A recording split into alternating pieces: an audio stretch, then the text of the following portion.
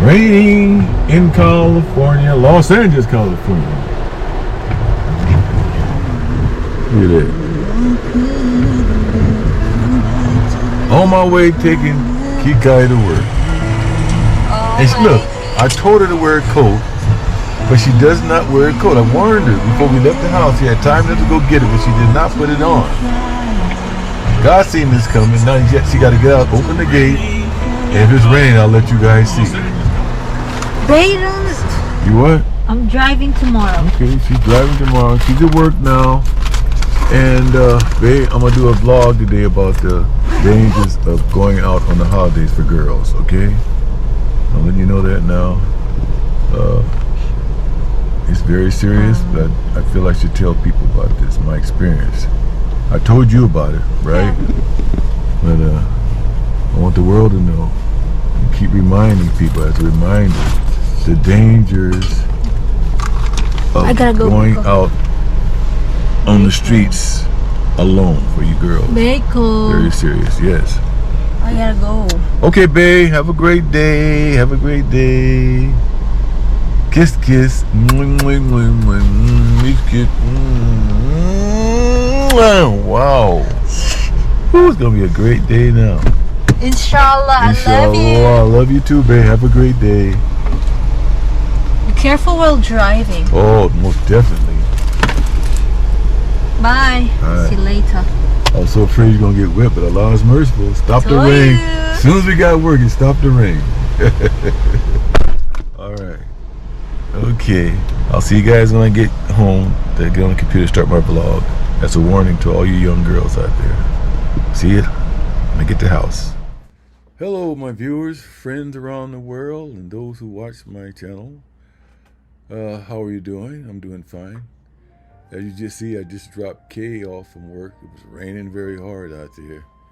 But when we got to her job, it stopped. That's great. Alhamdulillah. Thank God for that.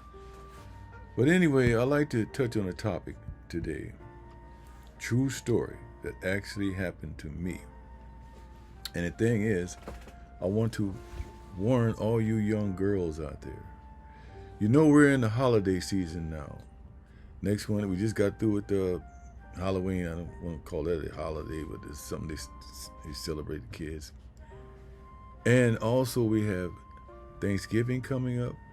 We got Christmas coming up. And the New Year's holiday coming up. These are the days you really got to be careful of.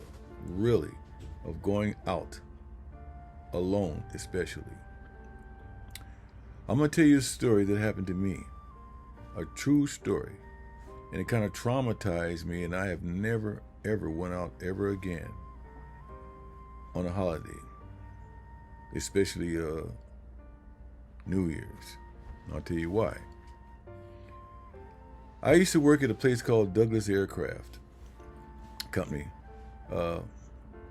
They used to make aircraft, in Long Beach, and they also had a facility in Gardena. Well, I worked at the one in Gardena. I was supervisor of the dock.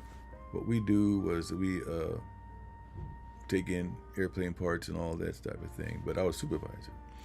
Each year, all the supervisors would give a party or someone's house or something like that, or celebrate on New Year's. I never went. I'm not a party goer. I don't like celebrating, going out party, drinking, because I don't drink at all, period. So anyway, this particular time, they begged me, could I come? They had a new boss they wanted to introduce all the supervisors to and all that, So I said, I don't think I could make it. And they begged me. So I thought, well, I'll just go there, make an appearance, and then I'll leave before New Year's. So anyway, I went home to my wife at the time. It wasn't Kay. I wasn't married to Kay. Before my wife had passed away, I was married to a woman. And I told her that we're going to go out to a party, New Year's party at my job. And she wasn't feeling too well. She didn't want to go, and she begged me not to go. I didn't want to go. I really didn't want to go, but since they asked me, I said, okay. They convinced me to go. Went against my right thought. So anyway, I told her, I said, I'm just going to go to the party. I'm going to show up, make an appearance. Hello, everybody. Hi. Leave. And I'll be back before the guns go off on New Year's, you know. It was around a New Year's holiday. So anyway, she begged me not to go. And I told her, well, I'm going to be back for sure. I promise you. She said, okay, go ahead on. She let me go, and I went. Now, I'm driving down the street, going to the party. And it's in Los Angeles. And I turned down a street that the party was about maybe 20 blocks away. So anyway, I turned down this particular street. I stopped at a stop sign. And as I stopped at a stop sign, I looked to my left, and I saw this person crossing the street. And she was all, her clothes, look at it, all torn off of her, and she was bleeding in the mouth, her eye was swollen and all that. And she walked in front of me, and I'm looking at her, and she looked at me. I said, wow, what happened to that lady? And she ran around, opened my car door, it was unlocked, opened my car door and jumped in the car. She said, sir, could you please help me? Please help me, sir, please. I said, well, I was shocked. I said, well, what's wrong with you?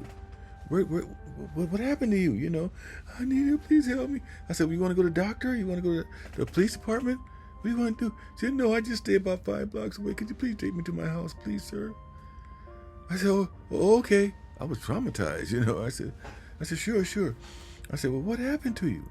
So she began to tell me what happened to her. She said that she was over a friend's house, and she told her mother she would be back before New Year's. Her mother told her to be back at 11 o'clock. That's an hour before New Year's. Be back for 11 o'clock. She allowed her to go over a friend's house. When I saw her, it was about maybe, I don't know, a little after 11 or something like that. I didn't see the time. But anyway, she told me that she was walking down the street going to her house, and this guy jumped out of nowhere, grabbed her by the throat, had a knife at her throat, drug her in the back where there was an empty house. It was empty in the back. And brought her in the house, and both the property was all empty. Took her back there, put a knife to her, and she said he ripped my clothes off, and he repeatedly raped me. And he said if I screamed, he would stab me. He had a knife. He said he would kill me. I said, what? Wow. Oh, I said, did you call the police? He said, no, I didn't call the police at all. I was so scared. She's a teenager. She couldn't have been no more about maybe 16 or 17. And this is about maybe 30 years ago. And so she told me, the guy told her, shut your mouth. Lay on it. After he got through repeatedly raping her and slapping her around and beating her, he told her, lay on your back. Lay down. And after he did his thing, he told her, turn around on her stomach and lay there. Close your eyes. And you better not open your eyes, or I will kill you. You threatened to kill her. So she said she laid there. She said she laid there about maybe a half hour, because she thought he was still there. So she lay there, and he told her, you better not turn around. So she said she just laid there, and then finally she didn't hear no noise or nothing for about almost an hour. Then she turned around like that and looked around, and he was gone. So she moved around, he didn't see nowhere, so she got up slowly, and she said she just left and started walking down the street. And then she got to the corner, and that's when she saw me and jumped in my car. She said the guy threatened to kill her, he beat her, and he raped her repeatedly, you know, not just once, he just kept on. And she said that and I said, well, you need to go to the doctor, you need to go to the hospital. No, just take me to my house, please, sir. So I said, okay. So I drove down, and I was asking her questions, and she needed to call the police and make a report and and all this type of thing. She said, yeah, I want to talk to my mother. I said, who's at your house? She said, my mother's there. She said her mother told her to be home at 11. This was after 11. But she left the other person's house about 10. Her friend's house about 10 o'clock. So anyway, I drove around the street. She said, turn here, right here. So I turned. She said, I live in the apartment right there. So I pulled over and I let her out. So I just sat there for a few minutes to see if she's okay, or she's going to make an apartment okay or something like that. I didn't know what to do. I mean, my mind was running 100 miles an hour. You know, I was scared. So she knocked on the door. Bam, bam, bam. Mama, mama, mama. She's like yelling like that. So finally, a light came on in the house. Blink. I saw the light come on in the house. And her mother opened the door and said, I heard her say, oh, my baby. Oh, my God. Oh, wow. What happened to you, baby, baby? So I said, whoa. I said, she's home safe. Excuse me. I said, she's home safe. I'm gone. So she got home safe. Her mother was there, so I left. So instead of going to the party I'm supposed to go to, I went straight back home. I couldn't take it. It traumatized me, you know, to see something like that. I went home, knocked on the door, because everybody, but they were all still up in the house, and went inside, and she said, "Oh, what are you?" She said, "What's wrong with you? You're home early. The party's over and all that kind of stuff, you know." I said, "No, I did not go. This is what happened to me." So I told her the whole story. She said, "See, I told you not to go. I have a feeling you shouldn't go." And I said to myself, I know I didn't want to go. I did not want to go. I should have used my right mind. You know, God puts thoughts in your head, good thoughts in your head. And if you don't follow those right thoughts, then anything's something to happen to you. The devil put thoughts in your mind too as well. He, you know, but the devil ain't got no control over you at all, you know. You control him. He put thoughts and suggestions in your mind, but you can say, no, I'm not going to do that. And you won. So anyway, that it really traumatized me. Now, usually we never go anywhere. I'm home every New Year's because here in Los Angeles, they shoot off cannons and guns, all type of weapons. Sound like you're in a war zone. So I don't go anywhere. I stay home with the family. But this is something I had to warn people. I've told my story to other people before, and students and different things like that. You girls, do not go out alone at all.